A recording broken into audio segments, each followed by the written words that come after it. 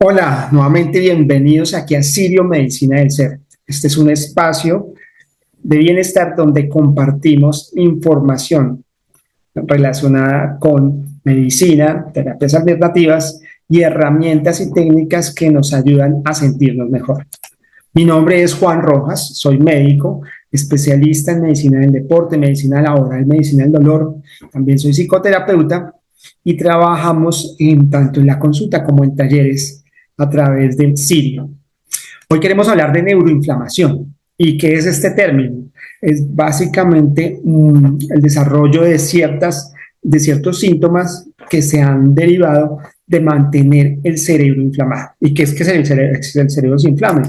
Pues básicamente que la capacidad del cerebro para realizar sus actividades, la concentración, las actividades de la vida diaria, se limitan porque hay una inflamación por diferentes mecanismos que se mantienen de manera crónica. Así que las personas comienzan a sentir que su estado emocional, su estado mental disminuye y que presentan ciertas limitaciones para estar como se sentían antes. Pero lo vamos a ver desde otra perspectiva, de una perspectiva médica, pero también hay que mirar otras herramientas y terapéuticas que han identificado que la inflamación, la neuroinflamación, no solo viene de un momento presente, sino que también tiene una historia de lo que ha vivido la persona, el paciente, y que es lo que lo lleva, digamos que en este momento a presentar ciertos síntomas. Lo primero es que uno de estos estudios recientes, que es una investigación del año pasado, habla que esa neuroinflamación que se presenta puede estar relacionada con ideaciones permanentes de estrés, ideaciones suicidas y depresión. Entonces, cuando una persona comienza a tener esos síntomas, esas sensaciones de estado de ánimo bajo, de ansiedad, de un estrés permanente, lo primero que hay que pensar es que tiene una inflamación crónica de su sistema nervioso, del cerebro. Este libro, El talento del cerebro, es uno de los libros que recomendamos. Son 10 lecciones fáciles de cómo encontrarle las respuestas de lo que sucede en el cerebro. No es un libro netamente médico, es un libro que explica cómo es la anatomía del cerebro, cómo funciona, pero que después nos da unas herramientas de cómo debemos mantener y conocer nuestro cerebro para mantenerlo en un estado ideal. Pero ¿de dónde viene entonces la neuroinflamación? Lo primero que tenemos que hablar es de la carga mental. ¿Y qué es la carga mental? Es lo que vamos acumulando día a día por nuestras diferentes actividades, ya sea por el trabajo, por las responsabilidades, si es una mamá que tiene hijos y tiene que alimentarlos, alistarlos, llevarlos a ayudarlos en sus tareas, si es un hombre que tiene que trabajar mucho tiempo, que tiene muchas responsabilidades, todo eso va acumulando ciertas cargas mentales. Y ese cúmulo de cargas, en un momento, digamos que cobra factura. El cerebro ya no puede producir la cantidad de neurotransmisores o de sustancias que equilibran y se producen más, son factores que inflaman todo ese tejido que rodea las neuronas. El sistema nervioso y sobre todo el sistema central, que es el cerebro, tiene una parte que es la sustancia gris, que son las neuronas, y una parte que es la sustancia blanca. En esa sustancia blanca hay diferentes tipos de células y muchas de ellas producen sustancias que ayudan a equilibrar a las neuronas, pero al mismo tiempo ayudan como a limpiar el sistema. Hay unas células encargadas como de hacer ese drenaje de todo ese cúmulo de sustancias y a veces no dan abasto, se llegan a un tope y se comienza a acumular y esto puede ocasionar que se desencadene la neuroinflamación. ¿Cuáles serían esas causas o cargas mentales que más encontramos en los pacientes? Lo que casi siempre pasa es el trabajo. Entonces, muchas personas dicen, mire, de un tiempo para acá, tengo más responsabilidades, tengo que trabajar el doble, no tengo tiempos de descanso, o realmente es que su vida se vuelve el trabajo. Casi que no buscan espacios para descansar, para tener tiempo para ellos mismos, sino que están en todo el tiempo en esa función de producir, de trabajo, de dinero, y aunque obviamente es necesario en nuestro contexto social, el cerebro necesita periodos de reposo y de descanso. Entonces, lo que se ha visto a través de las investigaciones, los workaholic son personas que definitivamente tienen una adicción al trabajo, es la prioridad de su vida y lo demás ya es secundario. O personas que debido a la necesidad o la carga del trabajo no pueden tener una compensación en los espacios para equilibrar y descansar. Otro tema importante es la alimentación. Y aquí pues tenemos esta imagen porque muchas veces hablamos de esos hábitos alimenticios y el sueño. Pero cuando hablamos de hábitos alimenticios tenemos que mirar qué tipo de comida consumimos.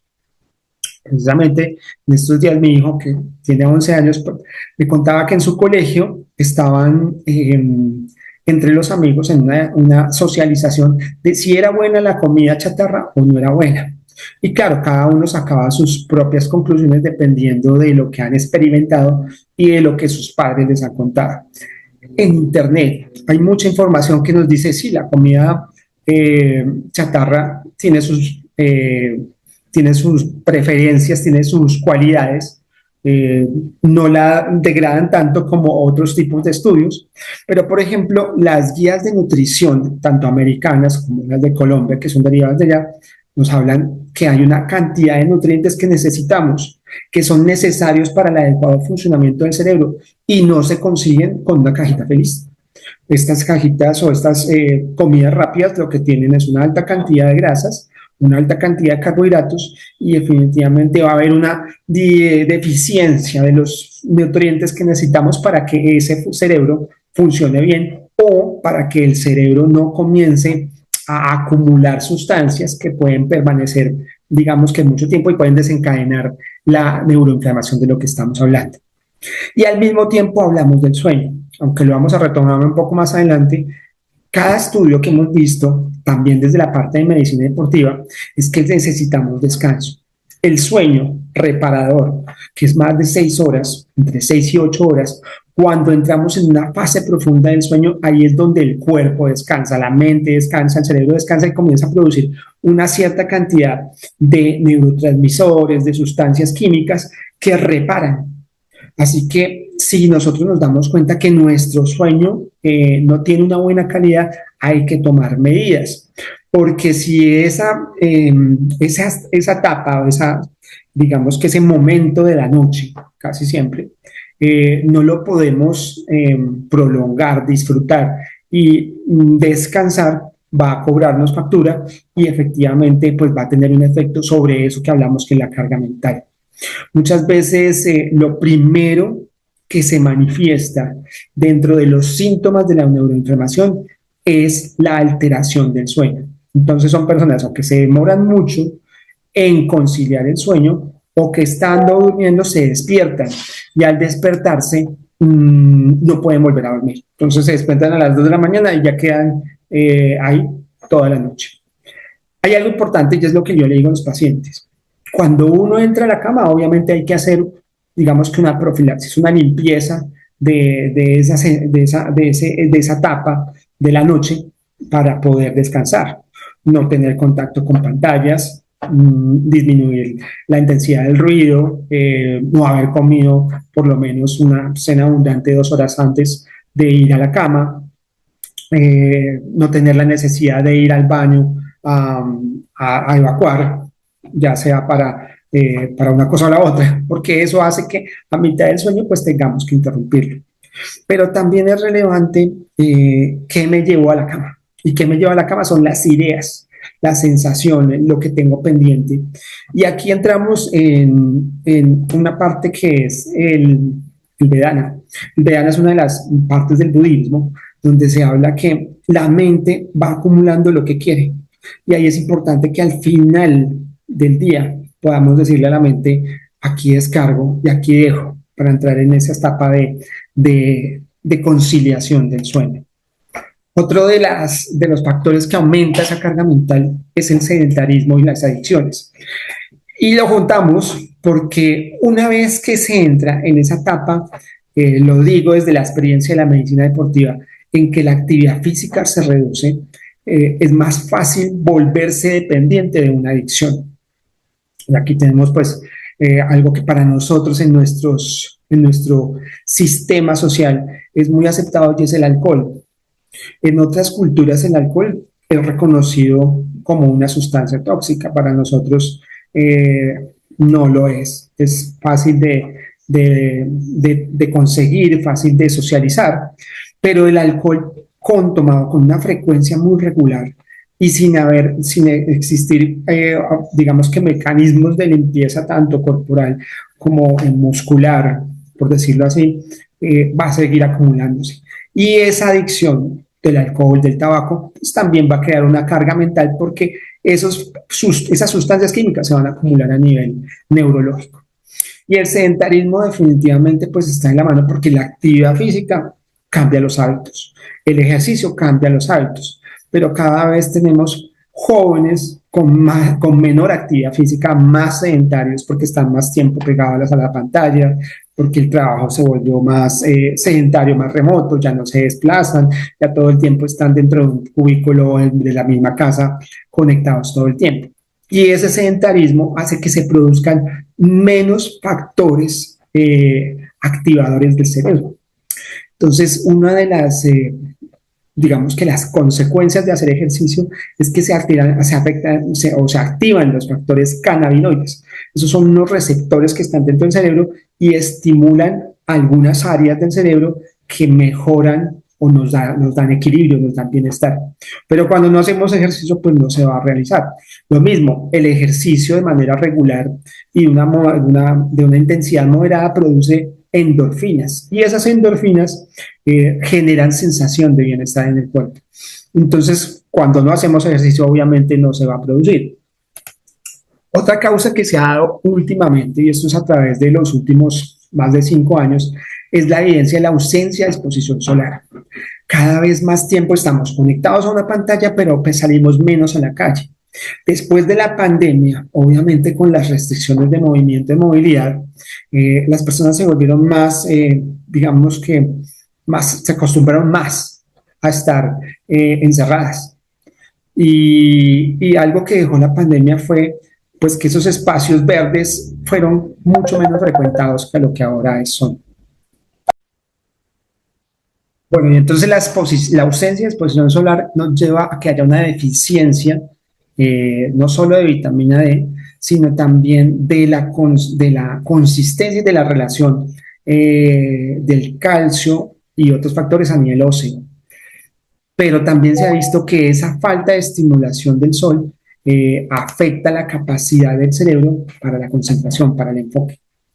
Como les decía, cada vez las personas están más encerradas, trabajan en una oficina desde la mañana muy temprano hasta la noche y aparte de eso tienen mayor exposición a la luz de los celulares. Entonces, ese factor aumenta la acumulación de sustancias, algo que se llama neurotróficas. Y neurotróficas quiere decir que atrofian el sistema nervioso. Pero atrofiarlo es una palabra muy compleja, pero más bien podemos decir que no lo estimulan, lo dejan muy casi que congelado. Y otro factor importante son las enfermedades crónicas, la hipertensión, la diabetes, la obesidad, enfermedades reumáticas, articulares, van a tener un efecto sobre la inflamación del cerebro. Algo relevante, las enfermedades articulares, el reumatismo, la artritis, no solamente el lupus, no solamente actúan sobre las articulaciones, también tienen un efecto sobre el sistema nervioso y muy pocas veces nosotros como médicos le ponemos digamos que atención, no le damos tanto enfoque, siendo que es uno de los factores más relevantes y casi siempre las personas con enfermedades crónicas tienen estados de depresión, tienen estados de ansiedad, de estrés por la misma medicación, por las mismas restricciones que tienen, por todo lo que están sintiendo y eso hace que se perpetúe ese ciclo de incomodidad. Otro factor relevante que está muy en boga es el uso de celulares, la exposición a la luz de los celulares y el manejo continuo de las redes sociales. Y hablamos del uso de celulares porque lo que se ha visto desde el 2010 hacia acá es que cada vez somos más dependientes del uso de las pantallas. cuando los celulares se crearon más o menos en el año 2000, antes un poco, pero no se han masificado tanto, digamos que los utilizábamos como ver el reloj, los utilizábamos para algunas cosas, pero después de que se abrió la capacidad de hacer aplicaciones, en un momento había 3.000 aplicaciones cuando se iniciaron las App Store como la de iPhone, la de Apple o la de Google Play. Y rápidamente pasaron a más de 1 millón en menos de un año, porque era un mercado muy amplio, muy expandido, y ahora pues obviamente tenemos una de, infinidad de aplicaciones que digamos que sí, nos ayudan en muchas cosas, pero al mismo tiempo nos vuelven más adictos, más dependientes de estar ahí pegados al celular. Lo primero con esto es que lo que se ha visto en estudios de la Universidad de Harvard y estudios, por ejemplo, del doctor Huberman en Estados Unidos, es que las primeras horas de la mañana, los primeros 10 minutos de la mañana, cuando nos levantamos, casi siempre lo primero que hacemos es revisar el celular. ¿Qué mensajes hay? ¿Qué mensajes de texto? Mensajes de redes. Y ahí el cerebro corta su capacidad, el cerebro corta ese descanso que ha venido de la noche del sueño, se interrumpe bruscamente por ese contacto, no solo con la luz del celular, sino también con esa información que nos llega a través de las redes. Entonces, esto es casi que un hábito que tienen muchas personas, dormir con el celular al lado de la cama, estar prendiéndolo muchas veces durante la noche, y aparte de eso, durante el día, estar mirándolo cada 3 minutos, lo que se vuelve totalmente adictivo. Ya hablamos de las redes sociales. Aquí estamos trabajando a través de una red social que expone videos, ¿cierto? Pero hay unas redes que son informativas y hay otras redes que son tanto desinformativas como más bien en un contexto social de perderse, de irse hacia unos iconos, una información que a veces no es tan buena ni para el adolescente ni el adulto temprano, pero que al mismo tiempo nos masifica. Y entonces ahí entramos en algo que se está, digamos que promoviendo, y es el ayuno de redes sociales, que lo vamos a hablar un poco más adelante. Pero entonces, esa carga mental que mantenemos con todas estas situaciones que vimos, con la alimentación, con las enfermedades, con la falta de ejercicio, con no exponerse al sol, y aparte de eso, permanentemente usando el celular, puede llevarnos a que mantengamos un estado de neuroinflamación, una inflamación crónica del cerebro. Entonces uno dice, por ejemplo, cuando nos montamos a un transporte público, ¿cuántas veces vemos a las personas ahí, aquí, con su celular, todo el tiempo? Y dice, miren, ahí ya hay un proceso cognitivo repetitivo y de dependencia que puede estar realizando una afección. Ya hay estudios que se han hecho sobre la dependencia del celular, sobre los efectos neurológicos de la dependencia a las redes sociales. Ahora bien, ¿cómo se siente el cerebro inflamado? ¿Qué es lo que siente la persona? Porque como les decía, el momento es cuando llegan y dicen, me siento cansado, me siento con estrés, pero hay una etapa antes en la que se diga, ya hay algo que me está afectando. Entonces, lo primero es que hay un estado de alerta permanente. Las personas que tienen ya comienzan a desarrollar, digamos que momentos de neuroinflamación, están en un estado continuo de aprensión, estados permanentes de vigilancia. Como no descansan, el cerebro permanentemente está mandando una información de un peligro, de una alerta. Y eso hace que se produzcan más señales relacionadas obviamente, con los neurotransmisores como la adrenalina, noradrenalina, que hacen que la persona continuamente sea más reactiva. Pero todo ese proceso para producir esos neurotransmisores viene de una hormona que se produce en otros lugares, que se llama el cortisol.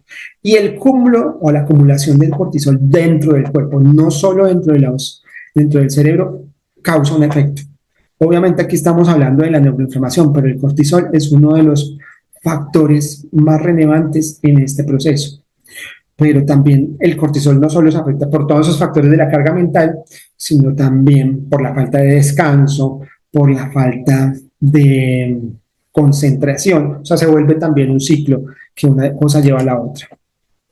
¿Cuáles son las situaciones a lo que podría sentir la persona? Podría sentir una niebla mental. O sea, lo describen algunos pacientes que hemos tenido en consulta como una incapacidad para ver un poco más adelante y no ver visualmente, sino proyectarse, decir, mañana voy a hacer, tengo estas tareas y cuando comienzan a proyectar su día dicen, no me acuerdo lo que tenía que hacer o se me olvidó o no me siento capaz de hacer unas actividades que antes hacía regularmente. La dificultad de concentrarse. Entonces, están haciendo una tarea y tienen que ir a hacer otra cosa por cierta circunstancia y ya, entre las dos tareas se perdieron.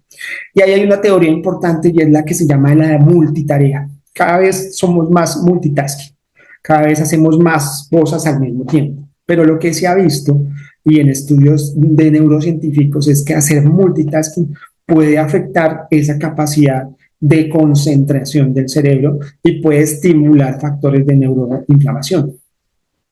Otro factor importante es que las personas pueden comenzar con ideación depresiva, o sea, se comienzan a sentir más tristes, es más difícil levantarse de la cama, ya no le encuentran tanta alegría a las cosas que le causaban, digamos que placer. Obviamente hay una disminución del líbido, una disminución de la capacidad de hacer actividad física, y eso nos lleva a algo que se llama el tono simpático. El tono simpático es una de las herramientas de identificación del mindfulness. El mindfulness es una herramienta de meditación que vamos a hablar un poco más adelante. Pero el tono simpático es básicamente cómo me siento, cómo se siente lo que estoy sintiendo. Y muchas veces lo primero que perdemos es eso, cómo me estoy sintiendo, describir o poder percibir qué es lo que me está pasando. Pero cuando estamos en ese momento de saber qué es lo que me está pasando, rápidamente, tengo que hacer esto, tengo que hacer lo otro, o cojo el celular, o simplemente desvío la atención porque es incómodo. Lo que se ha visto es que con solo 3 meses de estas circunstancias de carga mental, ya hay unos cambios de neuroinflamación que pueden permanecer hasta 2 años. Entonces, muchos pacientes me preguntan en la consulta, ¿cuándo voy a salir de esto? ¿Cuándo se me va a quitar esta sensación de cansancio mental, esta dificultad? Yo les digo, lo primero es identificar de dónde viene, luego manejarlo y luego esperar a que todas esas sustancias y esa cantidad de alteraciones de los neurotransmisores, de los factores de crecimiento, de atrofia, de nivelación, se dispersen o se disminuyan o aumenten los que necesitamos que aumenten. Y eso no es un proceso que se haga rápidamente. No existe una pastilla, un medicamento que le diga tómese esto y se le va a quitar. Hay suplementos que se están estudiando y se han identificado que tienen un beneficio.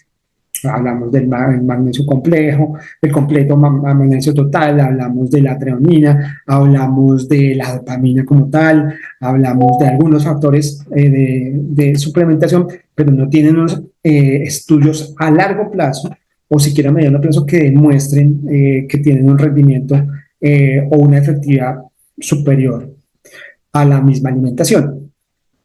Entonces, estos 3 meses que pueden pasar muy rápidamente porque la persona no se da cuenta que está entrando en ese acúmulo de carga mental, básicamente pueden empezar a cobrar, como les decimos, una actividad de neuroinflamación muy rápida. Hay un libro que se llama Neuromaternal. Este libro es reciente y es de la doctora Susana Carmona.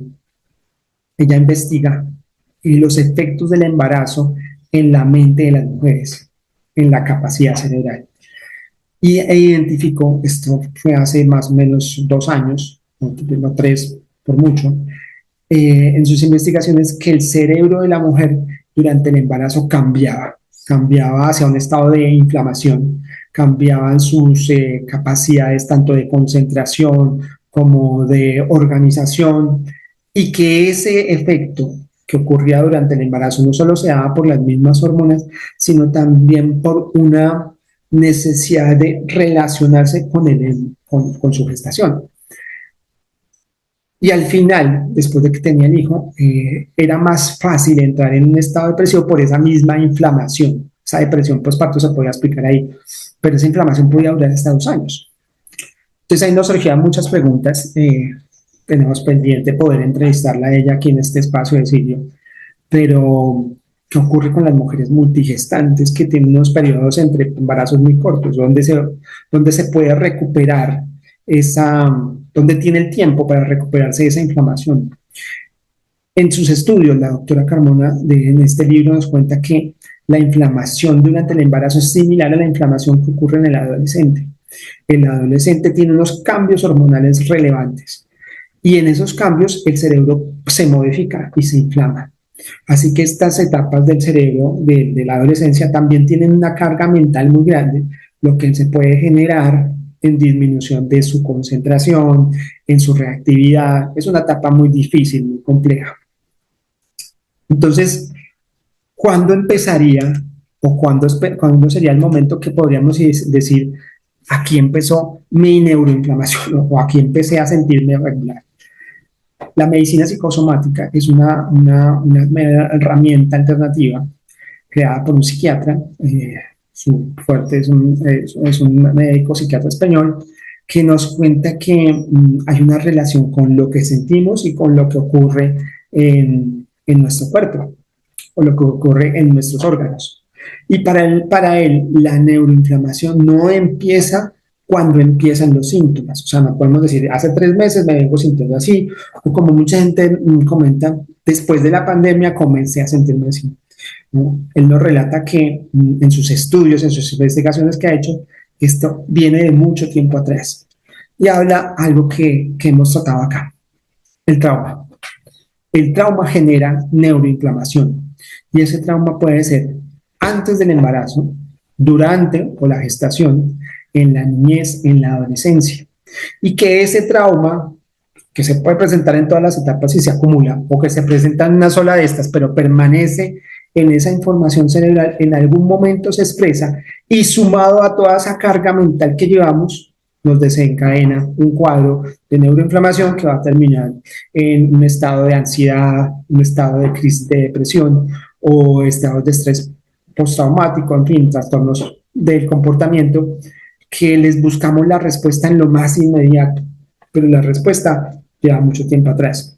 Él nos dice a través de uno de sus estudios con pacientes, con muchos pacientes que ha visto como psiquiatra, que es muy relevante evaluar cómo era la relación de los padres del paciente un año antes de la gestación, porque ahí ya empezaba el proceso neurocognitivo de tanto de papá y de mamá para esa formación de ese embrión, y que desde ahí ya se pueden presentar traumas, porque hablamos de diferentes traumas, desde lo emocional, desde lo transpersonal y lo sistémico. Entonces es relevante mirarlo cuando lo entramos a evaluar en la consulta. Así que la neuroinflamación, de lo que podemos ver, no tiene una conmutación solamente de ahora, sino hay que mirarla a través de un proceso de hace mucho tiempo. Y algo que también hemos encontrado en algunos libros, por ejemplo, un libro que se llama La generación ansiosa, son los rituales de paso. ¿Qué son los rituales de paso? Son las épocas importantes que todos tenemos en los que antes se hacía una celebración para cambiar como ese estado de niño adolescente, adolescente adulto, y que a lo largo del tiempo se han perdido. Ya no se, digamos que no se exalta. Entonces, por ejemplo, cuando el niño pasaba de ser niño a ser adolescente en unas tribus, en diferentes culturas, se hacía un ritual en el que se celebraba que estaba creciendo y que ya podía ser parte de la misma tribu o de la misma organización. Lo mismo con las mujeres, cuando les llegaba su menarquia, ya eran parte de las mujeres que podían hacer actividades dentro de la maloca o dentro de la, dentro de la cultura de ellos, y asimismo ya dejaban de ser niñas. Y esos rituales de paso eran unas celebraciones en las que el cerebro se adaptaba para entrar ahí. Al suprimir esos rituales de paso, el cerebro pasa de niño a adulto así. de un momento a otro. Y lo que se ha visto, por ejemplo, es que como ya no hay límites, o sea, han disminuido mucho las límites y las reservas, por ejemplo, para entrar en páginas de Internet, para tener perfiles de Instagram, de Facebook, pues el niño puede pasar rápidamente de niño a adolescente, adolescente a adulto, comportarse como un adulto dentro de la red, siendo un niño. Y eso hace que el cerebro no se adapte y puede causar que tenga procesos de neuroinflamación. Lo vemos entonces en adultos, en adolescentes, está estudiando mucho en niños, pero esa falta de rituales de paso, si no la hemos tenido, digamos que hay terapeutas y técnicas, herramientas que pueden ayudar a que esos procesos se reparen. Pero luego de todo esto que hemos hablado, ¿cuál sería la herramienta más adecuada para poder solucionar la neuroinflamación? Hay algo que se llama la neuroplasticidad. Y la neuroplasticidad es la capacidad del cerebro a adaptarse, de modificar, de cambiar permanentemente. Antes se creía que la neuroplasticidad era una cualidad de los cerebros infantiles o en desarrollo. Y ahora se ha visto que hasta personas muy adultas pueden tener procesos de neuroplasticidad. Pero, ¿qué quiere decir eso? Que tenemos que trabajar esas cargas mentales que hablamos anteriormente, que nos ayudan a que nuestro cerebro pueda trabajar mejor. ¿Cuáles podrían ser unas herramientas adecuadas? Como hablábamos, la alimentación, una alimentación baja en grasas, baja en grasas trans, con un equilibrio entre proteínas, carbohidratos, una alimentación balanceada, obviamente disminuyendo el consumo de bebidas negras, de alcohol, de cafeína, aunque la cafeína tiene algunos estudios sobre el estímulo del cerebro, cuando la cafeína se combina, por ejemplo, con la lactosa, con la leche, con otras sustancias para mejorar el sabor, y dependiendo también del número de cafés que se tomen, de cafeína que tomen en el día, pues va a tener ese otro efecto diferente al que podría tener de mejorar el sistema o la atención. Eso es uno de los beneficios de la cafeína, pero es una herramienta que hay que estudiarla muy bien. El sueño, un sueño reparador, profundo, conciliador, que definitivamente descanse. Yo le digo mucho a los pacientes, acuéstese en la cama y relájese, que si, ahí, si no ha llegado el sueño, simplemente el hecho de estar quieto, de descansar, de dejar de mover el cuerpo, ya es un proceso de reparación y eso se usa en medicina deportiva, porque la reparación muscular empieza con la quietud, pero también hay que entrar en un proceso de silencio mental, como lo hablábamos con el maestro del silencio, el padre Pablo Dors, en el último video que presentamos. El entrar en el estado de silencio ayuda a que el cerebro trabaje mejor, que se estimulen muchas sustancias, factores neurotrópicos que ayudan a que el cerebro se acondicione. Y obviamente la meditación. Con él hablamos de la meditación del silencio, que es su herramienta, pero está el mindfulness, como les hablaba del tono sensorial, está la meditación, está el yoga. Todas estas herramientas se han comprobado que mejoran y disminuyen la neuroinflamación. Un estudio que hizo uno de los gurús de la India dedicados a la meditación, que es Sadhguru, él estudió a través de una de las universidades de la India el efecto de meditar durante 40 días y se evidenció que aumentaban los factores o los endocannabinoides, que son factores de protección y de estímulo del bienestar del cerebro. Entonces la meditación funciona y no es complejo entrar en meditar, simplemente hay herramientas que nos pueden ayudar.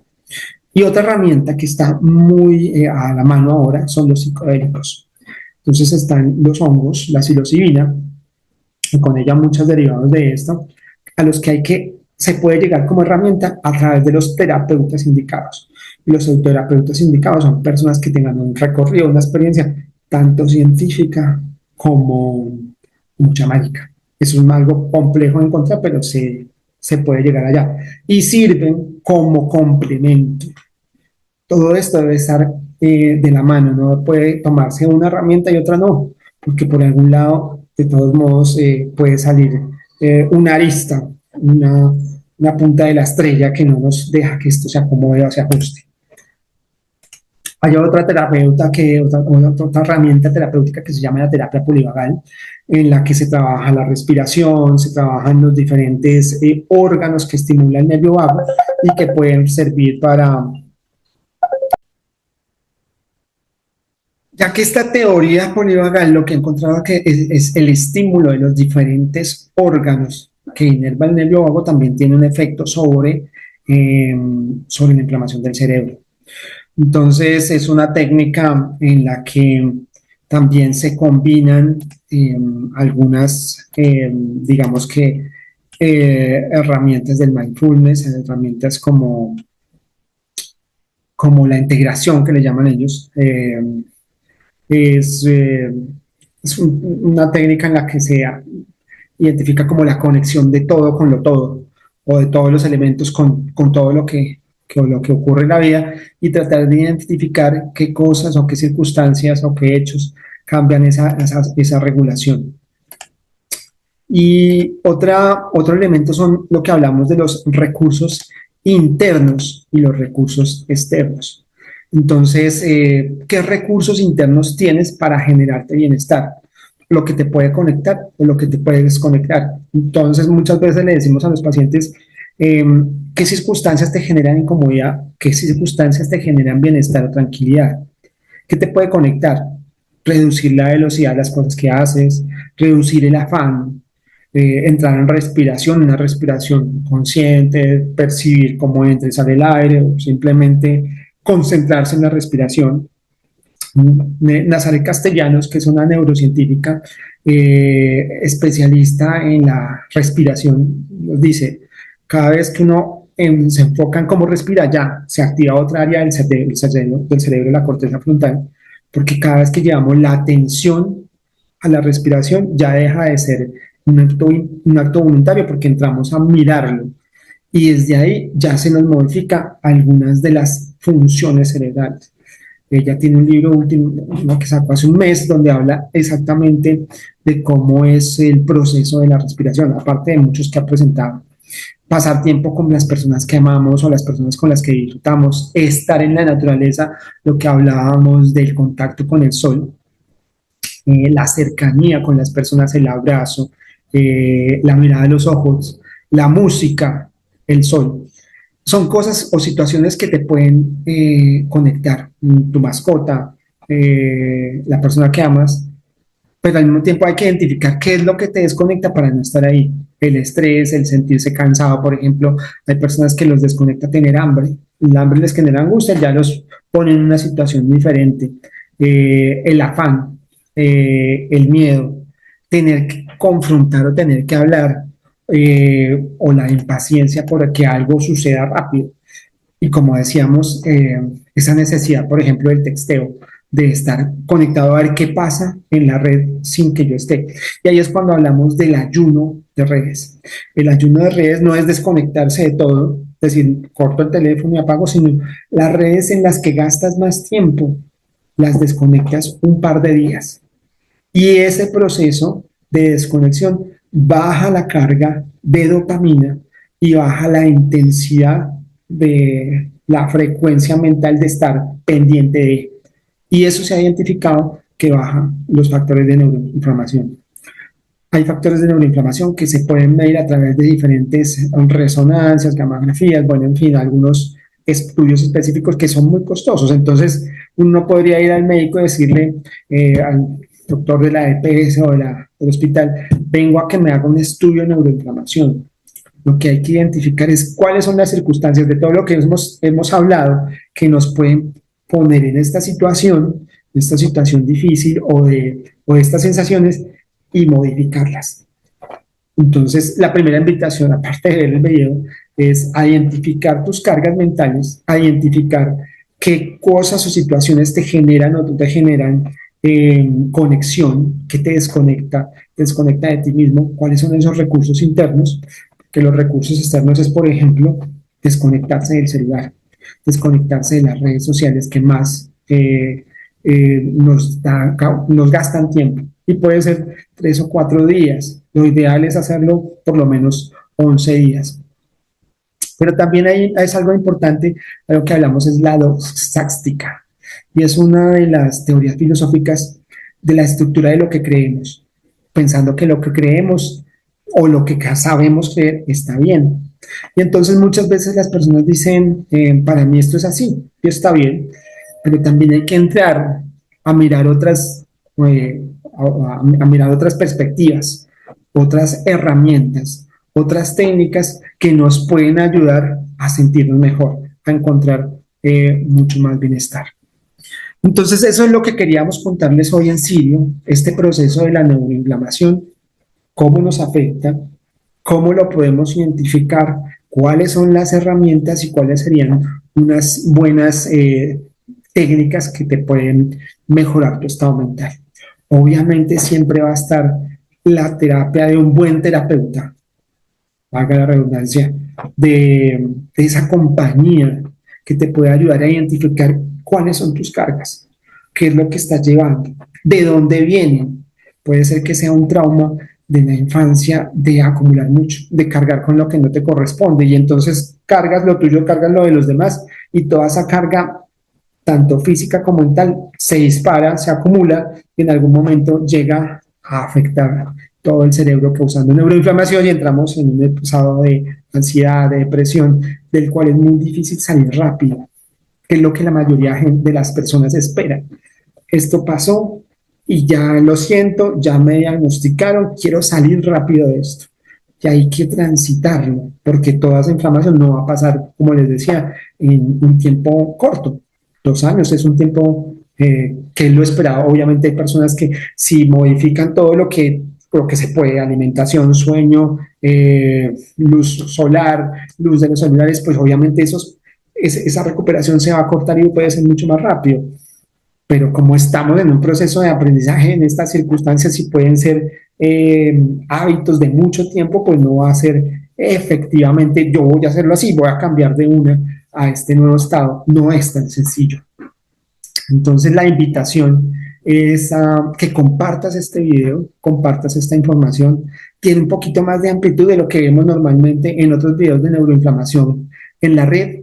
Eh, y también a que si conoces a alguien que le sirva, que encuentras que tiene alguna de estas circunstancias, dificultades, le dices, mírate este video, a ver si de ahí puedes tomar conciencia y puedes pedir ayuda, puedes levantar la mano y decir, yo quiero o necesito.